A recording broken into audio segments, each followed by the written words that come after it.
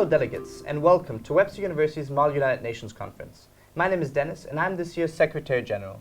And I'm Sophie, the Undersecretary General. As you know, our slogan is revolutionizing Mall UNs, which is why we decided to go further than just sending you written study guides. We thought that a visual guide might help you in preparing for the conference. We wanted to provide you with further input into the topics which will be discussed during the course of this conference. So we decided to sit down with Webster's International Relations faculty, and we asked them to share more of their expertise with us. The topics will be discussed by region. So let's start here, in Europe, and see what our professors have to say about the current energy situation. The major point to understand is first that you have 5 major Arctic countries, with obviously Russia, US, Canada, Norway and Denmark through Greenland. But the interest in the Arctic has been growing, so there are more and more countries which have requested an observer status in the Arctic Council, especially the Asian countries. And I will explain also this growing interest in the Arctic. So we had historically already quite a few tensions in this area. Also during the Cold War there was growing competition basically between the two blocs, the Soviet Union and the US.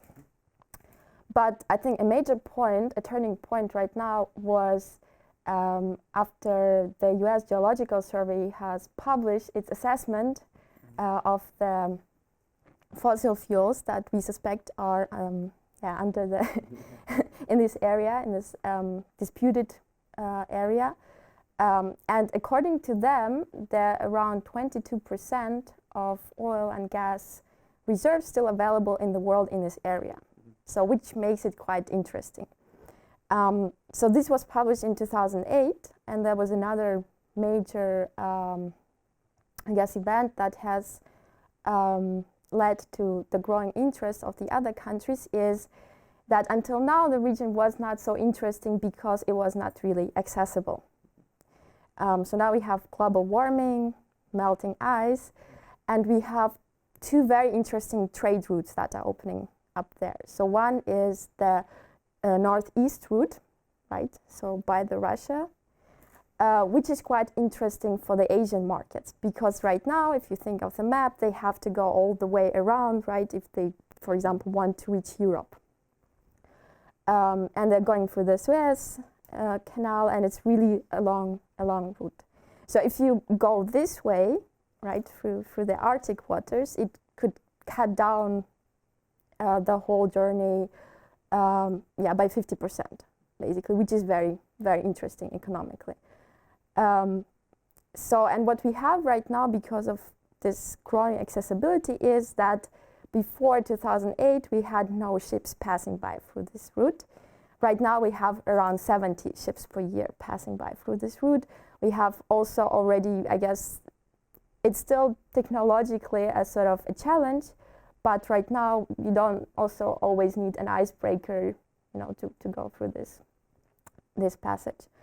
So there is lots of growing economic interest. Now the current situation is that Gazprom, and when I say Gazprom you always have to say Kremlin, Gazprom said that they want to stop shipping gas through the Ukraine by 2019/2020.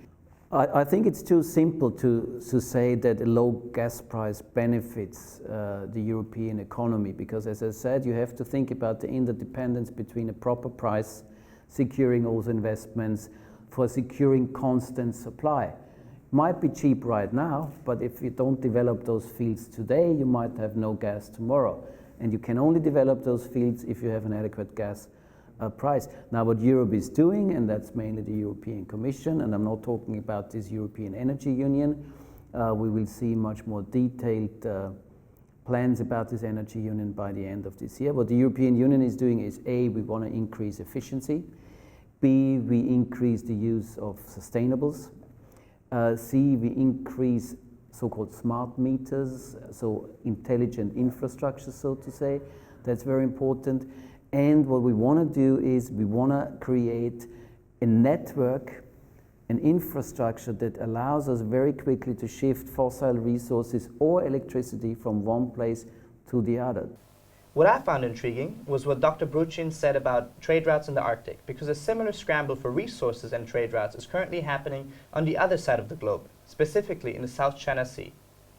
Well, the South China Sea is something where I think we should all care about. We are very often trapped looking at different conflict areas, but we tend to forget the South China Sea, which is a conflict area now for several decades, where we have different conflicting parties, not only China, by the way. We have the Philippines, we have Vietnam, we have Brunei, for example. Even Indonesia, if it's not directly involved in that claims on the Spratly Islands, or the Paracels Islands, but still also Indonesia is looking at the area and considering its defense strategy with respect to the area.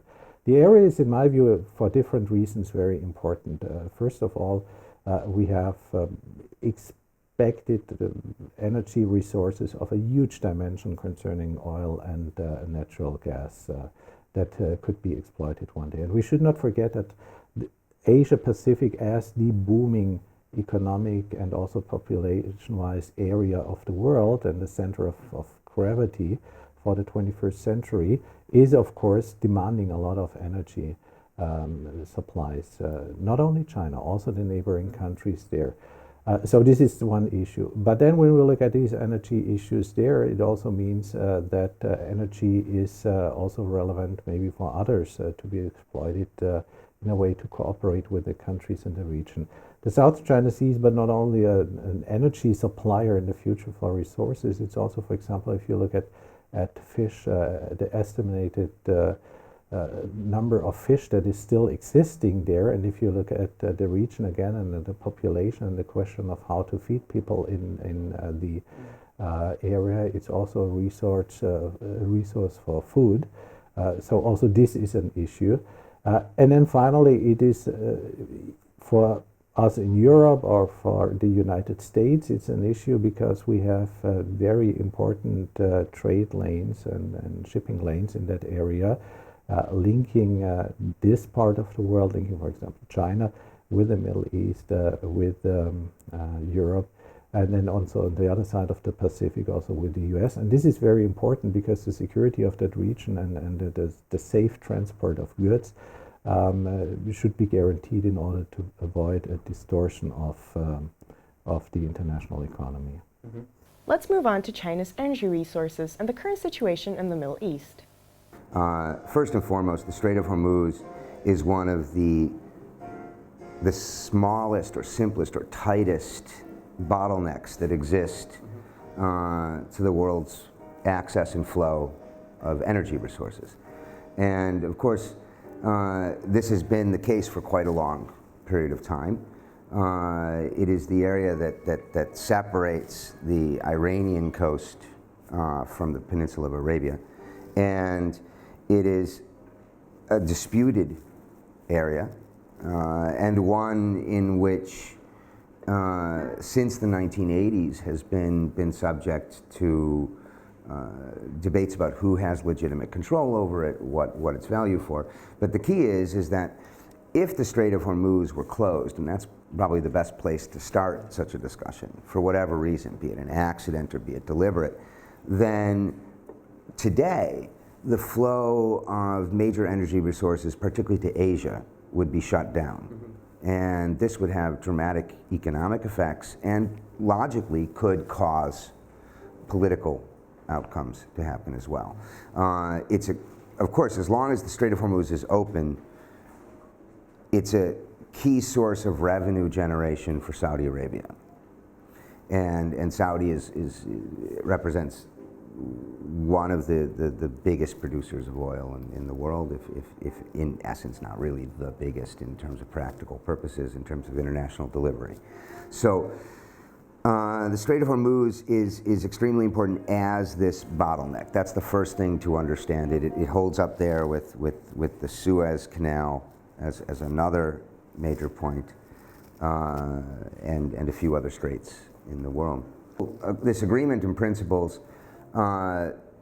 changes a little bit of the historic discussion around the damming of the Blue Nile by Ethiopia, which it has wanted to do many, many times in the last decades. Indeed, in modern Egypt's history, there's been a few different occasions where this has happened. And so El-Sisi just went down and signed an agreement that talks about mutually developing and sharing the resources and making a fair agreement. This comes on the heels of a historical agreement where Egypt maintained a veto right legally by international treaty on any development on the Nile by Ethiopia, right, or by any of the states along the Nile. And this was because, of course, the largest population, and it was the most influential at the time and the most developed at the time when that treaty was made. It's interesting to note that there have been several attempts in the past by Ethiopia to build a dam, proposals to build a dam on the Blue Nile, which is the main source into the Nile, which is the water source for everybody downstream, up north, which El-Sisi would call not just the water source, but the lifeblood of Egypt. And in the past, whenever Ethiopia made these suggestions, the regimes Nasser, Sadat, Mubarak basically threatened to bomb and attack Ethiopia. So there was never this problem, because everybody knew you don't build something on the Nile because the Egyptian military will make sure that you don't.